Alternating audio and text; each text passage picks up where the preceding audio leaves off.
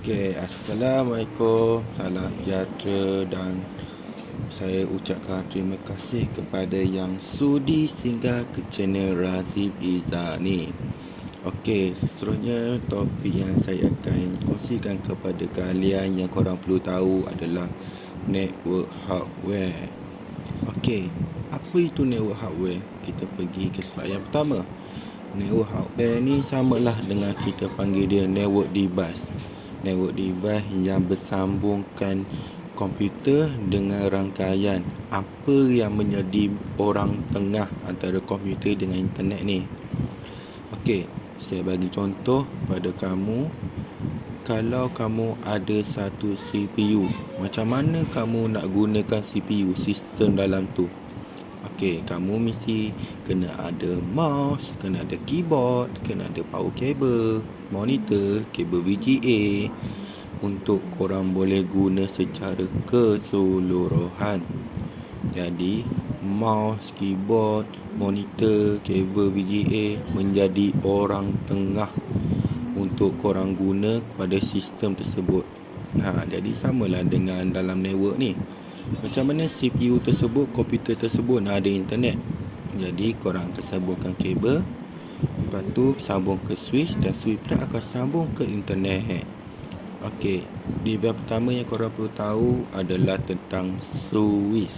Switch ni ada dua kategori, switch dan PoE switch, power over internet. Okey, kita pergi yang mula-mula. Paling basic tentang switch, semua company guna switch ni. Apa function switch ni? Switch ni function dia untuk separate korang punya kabel network, untuk separate korang punya network kepada PC-PC yang lain. Sebagai contoh, korang ada 8 pin. Pin pertama korang cocok ke modem untuk dapatkan internet, dan 2, 3, 4, 5, 6, 7, 8 korang sambung ke PC. Jadi automatik 7 PC tu korang akan ada internet. Okey, seterusnya saya akan cakap pasal PoE switch. PoE switch ni tak ada beza pun sebenarnya dengan switch. Cuma beza dia, kelebihan dia, PoE switch ni lebih mahal daripada switch. Sebabnya PoE ni dia boleh bagi sedikit kuasa elektrik kepada device. Okey, PoE switch ni guna dekat mana? Dekat PC? Boleh, tak ada masalah. Tapi ia merugikan kos sebenarnya. PoE switch ni lebih sesuai digunakan untuk korang pasang dekat kamera CCTV. Okey, kalau korang tengok kamera CCTV, dia ada dua kabel. Satu kabel network dan satu lagi kabel power. Okey, kalau korang guna switch biasa, jadi korang kena ada satu tempat punca puasa dia untuk hidupkan kamera. Tapi kalau korang guna PoE switch, korang tak perlukan punca kuasa dia. Korang just perlu pasangkan kabel internet dan kamera tu sudah boleh hidup. Okey, selain kamera CCTV, korang boleh guna juga untuk VoIP phone. Sebabnya dia pun boleh hidup menggunakan PoE switch. Senang cerita, paling ringkas, PoE switch ni selain dia bagi internet untuk connection, dia juga boleh bagi elektrik, tapi dengan sangat limit, sangat sikit, sangat terhad. Dia tak boleh bagi secara banyak.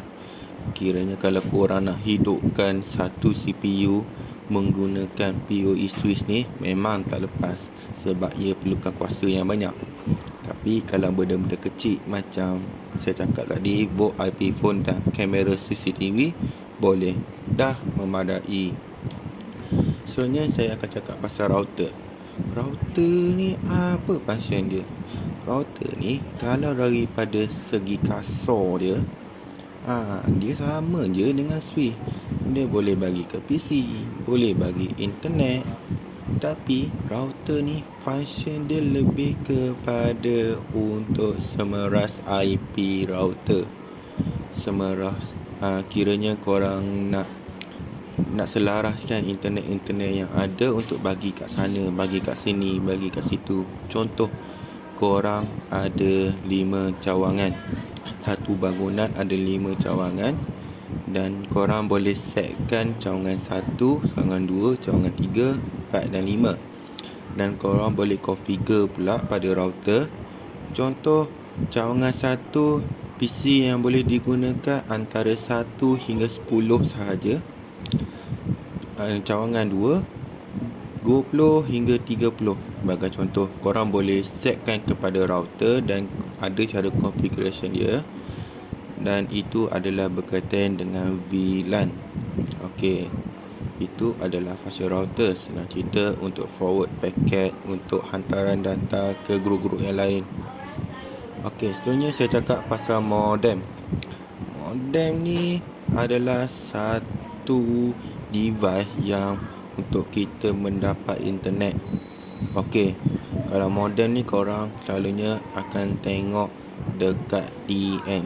Okey, kat TM tu ada satu kotak, satu dia punya box dia untuk tarik internet akan hantar ke modem ni. Okey, modem ni pula dia dah configure, dah siap-siap berapa IP, berapa dia punya gateway, berapa dia punya limit, subnet mask, kategori kelas semua. Dia akan set dalam modem ni. Dan modem ni pula korang boleh bagi dua pilihan, sama ada nak direct ke router ataupun direct ke switch.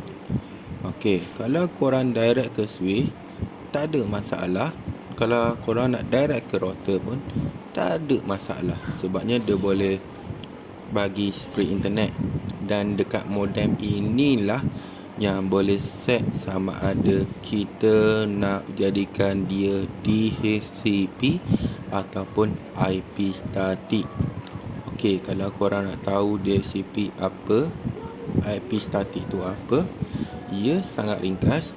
Contoh, saya berkatakan DHCP ni adalah pemberian internet secara automatik.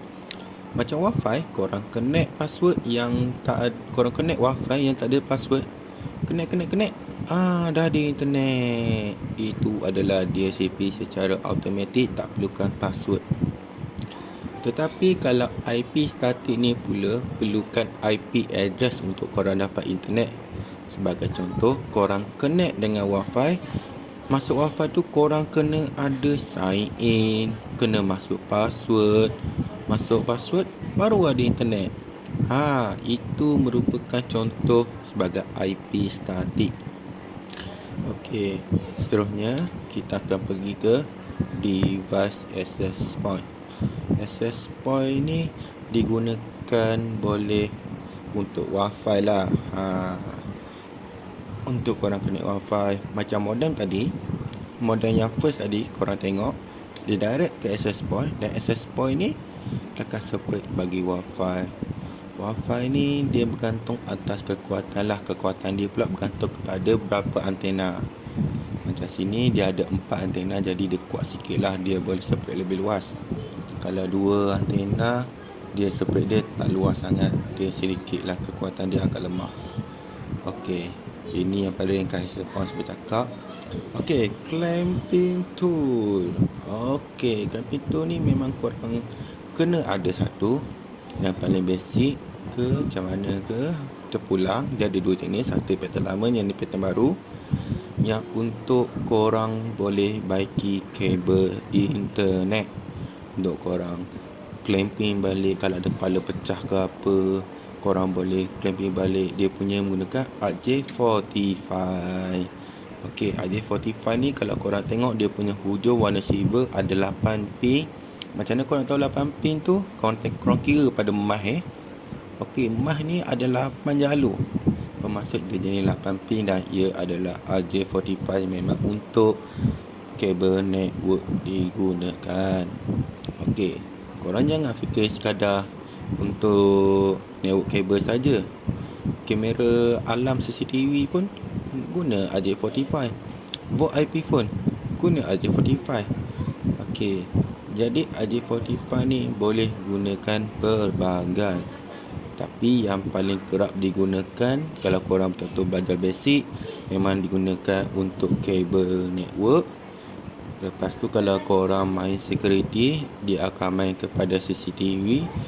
Kalau ada communication pula, korang akan bermain kepada VoIP IP phone. Okey, 3 benda ni, jadi korang kena tahulah.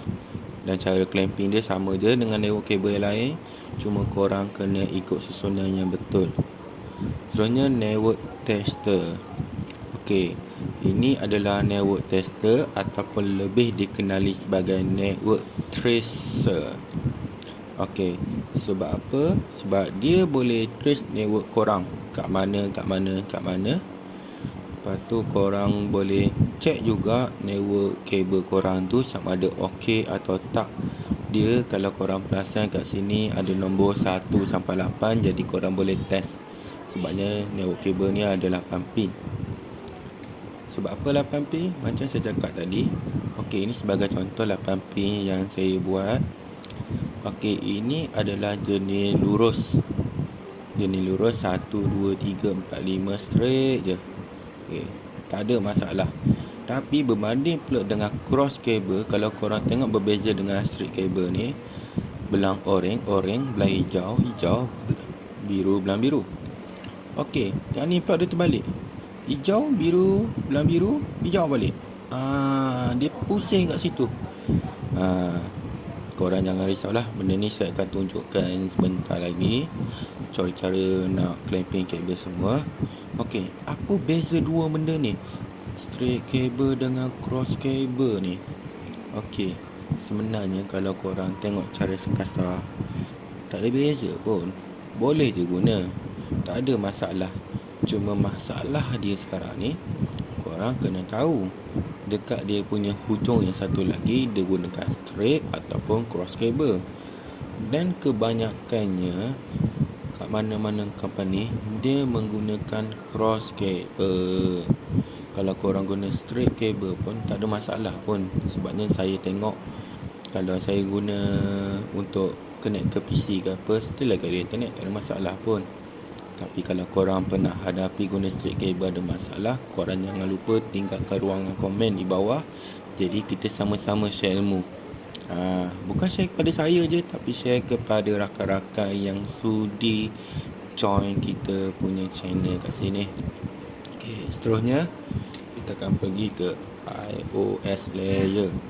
iOS layer ni dia ada 7 layer: application, presentation, season, transport, network, data link dan physical. Okey, benda ni merupakan paling basic lah antara 7 layer ni. Sebab apa? Sebab sebelum korang nak tahu kat mana dia punya bergerak, macam mana dia punya proses network, contoh korang dapat satu isu, kenapa benda ni tak boleh buka? Sebagai contoh, Google Chrome tak boleh buka. Kenapa? Okey, kenapa? Physical layer transmit daripada bawah, okey je. Korang test guna PC lain, okey je. Okey, tak ada masalah. Data link format, rasanya tak ada masalah. Network physical device, korang try buka lain, tak ada masalah. Okey, nak kabel korang tarik tu, dia loading lama je, lepas tu dia lost. Okey, kalau dia loading lama lost tu mungkin ada masalah pada transmit. Lepas tu season layer pula mungkin ada certain seperti sistem network connection dalam PC tu yang membuatkan dia masalah, dan dia akan efek pada presentation dan application lah. Jadi benda ni korang paling simple lah benda ni sebenarnya. Physical tentang transmit bit daripada internet, data link, connection internet, network antara physical nak ambil data tersebut, transport untuk penghantaran data sama ada input atau output data. Season layer adalah untuk control kita sama ada berapa lama season layer tu, berapa lama presentation untuk sesetengah website dan sistem tersebut. Presentation adalah layout dia yang keluar, dia tunjukkan data semua. Contoh saya keluar sekarang ni, korang tengok ni. Okey, ni adalah presentation layer. Dan application layer pula apa benda yang boleh bergerak. Sebagai contoh saya tengah gerakkan slide ni. Okey, ini application dia. Okey, seterusnya kita pergi TCP/IP layer. Ia adalah ringkasan daripada ISO layer. Tapi TCP/IP layer ni ada 4. Dia ada network interface, internet layer, transport layer, application layer. Kenapa dia ada 4 layer? Okey, benda ni sangat penting korang perlu tahu.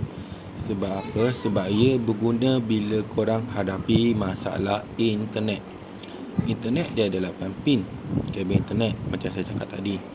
Tapi ada 4 pin utama yang korang perlu tahu untuk ada internet, dan benda ini yang akan membantu korang. Dan pin apa yang utama tersebut adalah pin nombor 1, nombor 2, nombor 3 dan juga nombor 6. Okey, 1, 2, 3, 6 adalah pin yang paling utama ada internet. Sebagai contoh, korang guna network tracer tadi yang rosak adalah nombor 3, lepas tu nombor 6. 1, 2, 4, 5, 7 dan 8 ini masih menyala, tapi 3 dengan 6 tak nyala. Korang tak payah risau, korang tak payah fikir nak tarik kabel baru ke apa. Korang tukar je antara nombor 4 ni pergi ke nombor 3, 5 ke nombor 6. Korang swap je. Lepas tu korang clamping balik, tak ada masalah, ia boleh ada internet balik. Korang boleh try. Dan saya akan tunjukkan demo sebentar lagi, sekali dengan penerangan sedikit. Okey, seterusnya kita akan pergi ke bahagian demo untuk clamping dan juga kegunaan network tracer. Okey.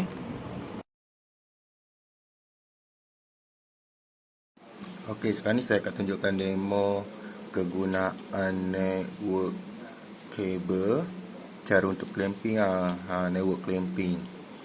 Okey, yang saya sediakan sini korang harus ada RJ45 yang mempunyai 8 pin. Senang je nak tahu RJ45 ni. Kalau dia ada emas warna yang depan ni, kalau korang tengok betul-betul, dia ada 8 pin. Nampak 8 pin kat situ. Okey. Ni satu. Satu lagi network clamping. Saya suka yang pattern macam ni sebabnya satu dia ada pisau, dia ada pemotong ni terus. Kalau korang tengok sini yang merapat untuk kita potong kabel. Yang ni pula lubang pula untuk kita keluarkan dia punya balutan. Dan belakang ni pula untuk dia potong, kita potong mati lah.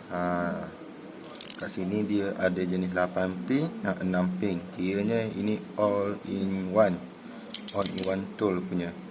6 pin ni kalau korang sebagai technician market, selalunya korang akan clamping untuk cash drawer, untuk telefon lama. Tu function dia. Okay, satu lagi korang kena ada network cable. Network cable ni korang tak kisahlah yang nak simpan dalam beg, sama ada 1 meter ke 2 meter ke. Ini korang kena simpan satu dalam beg. Sebagai contoh untuk kecemasan, kalau tiba-tiba ada network down, ada kabel rosak, putus tengah jalan, jadi ini penyelamat korang. Macam saya sediakan lebih kurang 1 meter je dalam beg. Sebabnya saya akan cari dia direct lah kat mana. Okey, tak pun masa kita try untuk clamping kabel. Sebagai contoh, saya ambil satu part sini. Okey, andai kata kalau kepala ni dah rosak, kepala RJ45 ni dah rosak, patah ke, pecah ke, dah berkarat ke, kena sambal peti ke, kena air ke. Cara dia mula-mula korang nampak kat sini, potong sini. Okey, korang masuk kat sini, korang potong. Automatik dia akan terputus. Nampak tak dia terputus? Dia dah keluar. Jadi yang ni function dia dah tak ada apa-apa. Memang dah rosak, tolak tepi. Okey, seterusnya kita ambil balik network clamping ni. Kat tempat bulat ni kan. Ni satu bulat kosong. Korang masukkan sikit. Lepas tu korang pulas. Pulas. Okey. Sebab apa korang pulas? Sebab dia keliling. Satu lagi korang boleh mudah tarik. Tada! Okey. Dah keluar dia punya orat-orat dia. Yang paling cantik sekali kalau korang nak clamping tu, kalau boleh biar korang clamp sekali dengan kabel yang orat dia lah. Dia ada clamping macam ni. Ini clamping macam ni. Jadi selalunya benda ni saya ukur guna ibu jari je. Okey, tapi yang tu kejap lagi saya akan terangkan macam mana nak ukur. yang dia punya bulu ni terpulang kat korang. Korang nak potong boleh, tak nak potong pun tak apa. Macam saya biarkan, tak nak potong. Okey, mula-mula saya akan tarik yang warna oranye putih dulu. Oranye putih, saya leraikan dia dulu. Saya leraikan dia lebih sikit biar sampai ke bawah tu. Okey, susunan dia mula-mula saya akan susun belang oranye. Okey, seterusnya warna hijau. Saya akan ambil warna hijau. Saya akan pusing dulu, pusing habis dulu. Lepas tu saya akan tarik belah hijau. Belah hijau kat sini. Okey, seterusnya dia akan jadi warna biru. Okey, warna biru ni pak saya tarik. Okey, saya leraikan. Saya ambil warna biru. Lepas warna biru, belang biru. Okey, belang biru pak saya tarik. Lepas tu warna hijau.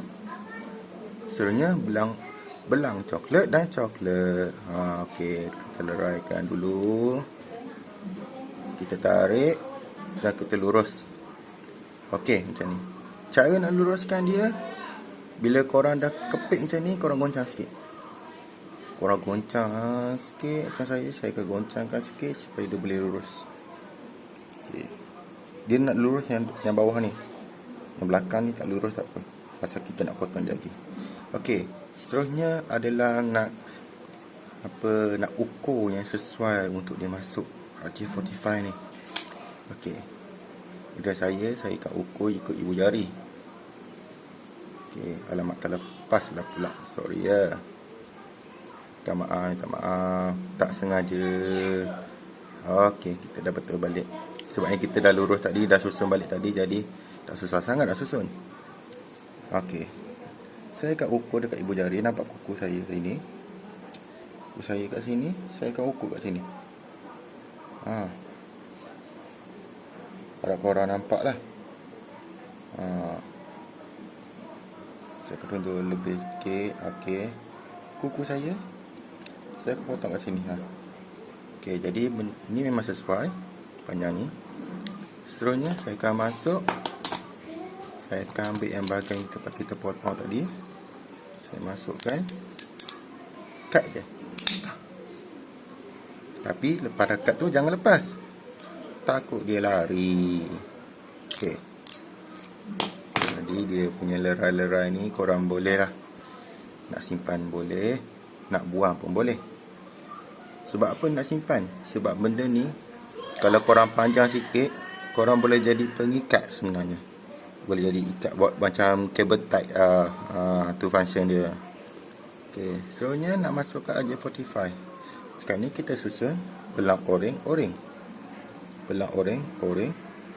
Belang hijau, biru. Okey, jadi kepala dia kena macam ni. Jangan dia punya klip ni kat belah sini pula. Terbalik kan? Okey, ini umpama atas dia, yang ini umpama bawah dia, ekor dia. Sebabnya ekor ada ni. Dia punya klip. Okey, kita masukkan. Sumbat sikit. Okey, cantik ngangam. Nampak dia ngangam dah masuk ke dalam. Okey. Cantik masuk ngangam ke dalam. Okey, yang clamping ni pula kita ambil yang jenis 8 pin. 8 pin kat sini. Tonyoh bagi kemas. Kita masukkan. Kita tekan kuat-kuat, sekuat mungkin. Dia bunyi ketak tadi sekali. Okey, kita lepaskan. Lepas tu kita test tarik. Okey, test tarik ni memang dah tak boleh cabut. Ini adalah yang paling cantik sebenarnya. Kalau korang boleh buat macam ni. Sebabnya dia dah ikat sekali dengan dia punya penutup. Kalau korang clamping tu, penutup dia kat belah sini ke, belah bawah ke, kiranya nanti suatu hari nanti kalau jenis main tarik-tarik, main ganah-ganah, cepat tercabut. Itu tak okey untuk korang pasang di mana-mana. Kalau korang buat untuk testing saja, kira okey lah. Tapi kalau untuk kegunaan lama, better korang clamping macam ni. Sebabnya dia akan jadi penahan macam ni. Okey.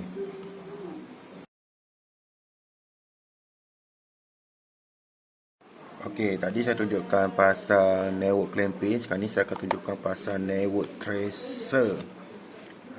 Tak maaf, saya lupa guna network tracer ni. Okey, ni network tracer.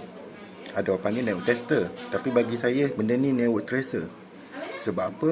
Kalau network tester yang tak ada muncung ni, dia sambung dua macam ni, tapi yang tak ada muncung, untuk memang khas untuk test network sahaja.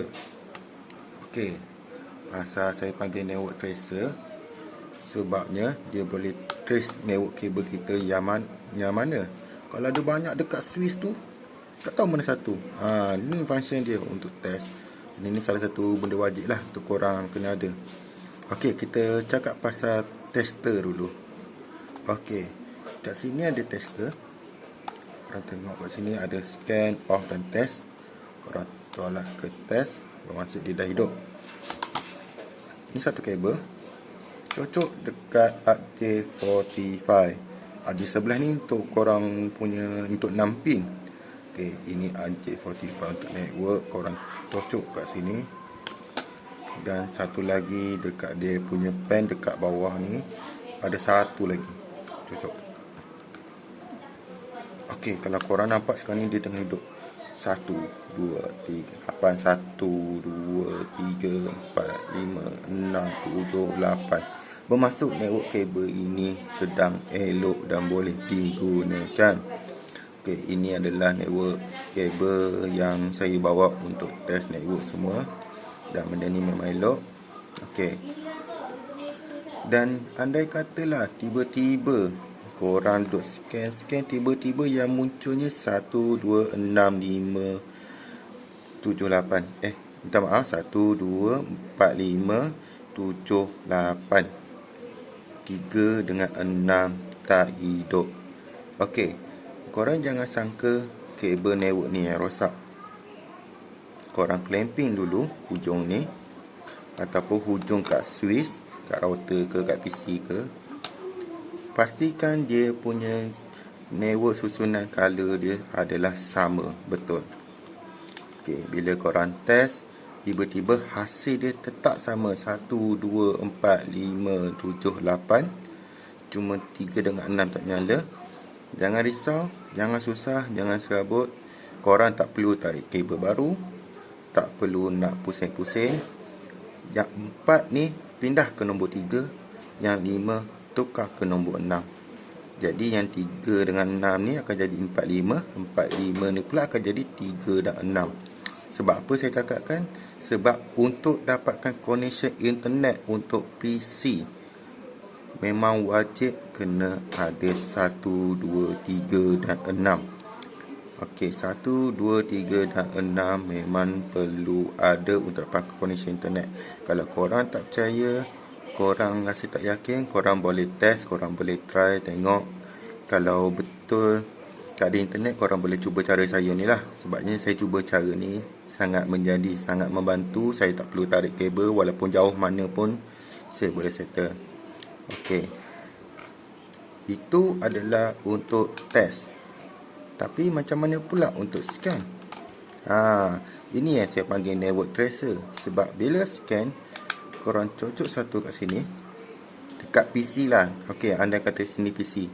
Tiba-tiba korang tak tahu mana satu kabel yang dekat switch tu. Okey, korang ni dia punya tracer. On kan, hidupkan paling kuat. Ini korang tekan kat pegang scan, dia akan berbunyi. Dia akan bunyi sampai kat ujung. Kalau korang jumpa kepala dia, ini kepala dia. Kalau korang nampak dia punya lampu tu dah warna merah. Okey, dia berbunyi macam tu lah.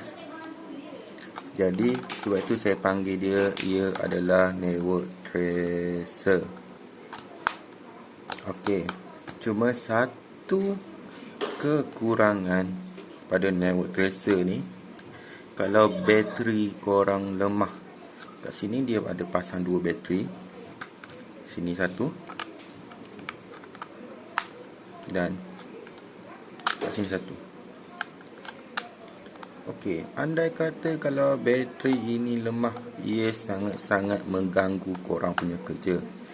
Baikkan contoh, dia akan efek kepada korang punya test ataupun scan. Dia akan fokus salah satu saja.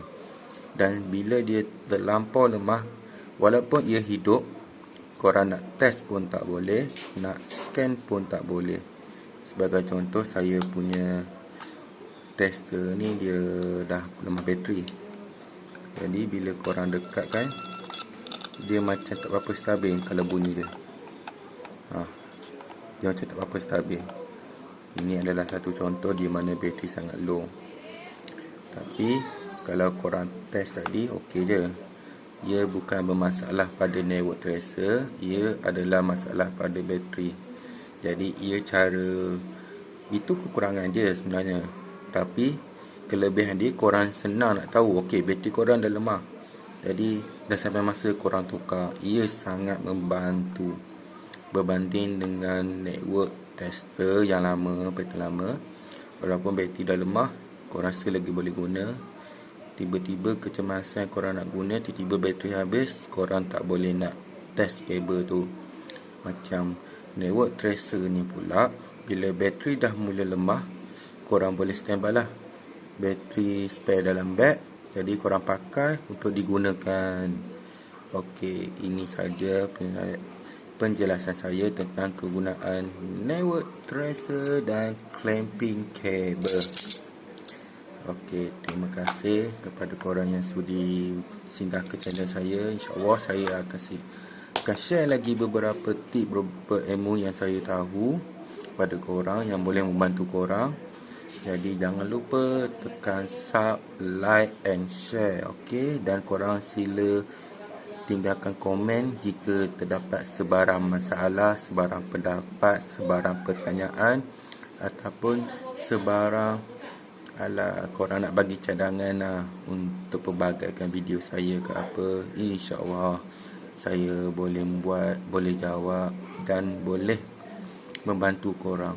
Semoga kita jumpa lagi. Assalamualaikum warahmatullahi wabarakatuh.